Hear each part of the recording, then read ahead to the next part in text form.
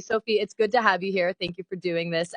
As Bowie mentioned, big fans of you. I think earlier we mentioned to you that "Can We Work It Out?" It was a song that I had on repeat the day that it came out. I feel like, and you've had just an amazing career. So we kind of want to just dive into, I guess, from the beginning. Taking us back to what even got you into music to begin with. I sort of like, I definitely played my fair share of cover gigs, don't get me wrong. So that was sort of, yeah, definitely where I guess I started. And then I would try to, amalgamate a cover set and, get as many originals in there as possible. Because often I was playing covers by such obscure artists anyway. I was like, no one's going to know, if they're my music anyway.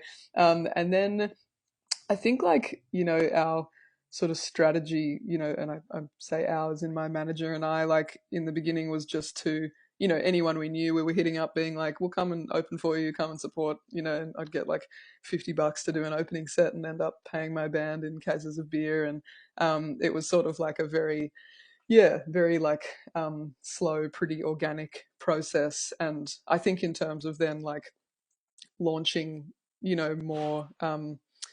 more formally into like a live music setting, I think it's all tied to releasing music. So like it wasn't sort of until I had, a song that was getting a little bit of traction in 2014 that I started getting more legitimate gigs where I'd open for a band that might have music on the radio or those sorts of things. But it was definitely a couple of 2-3 years where I was just like playing anywhere and everywhere and playing covers and sometimes playing originals. And I think that for anyone that is like, such an important time because then you get to the stage where you're playing on a bigger stage and you've got all this experience to draw on of, like I've like had many experiences where I've been playing to a crowd that doesn't give a shit that I'm on stage. And even though that hurts like hell at the time, you're like, oh, that's actually really good for me because it means that if the audience, aren't particularly good on a given night, you're like, oh, I'm just going to play for myself, and you can still kind of give everything to the performance.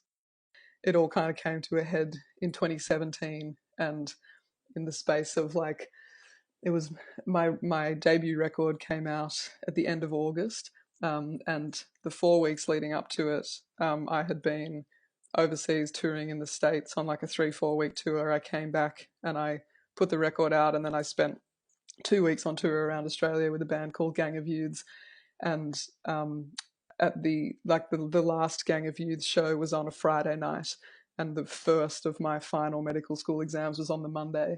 Oh, And I was like in the green room, I had palm cards, and I was like just pacing around the green room, kind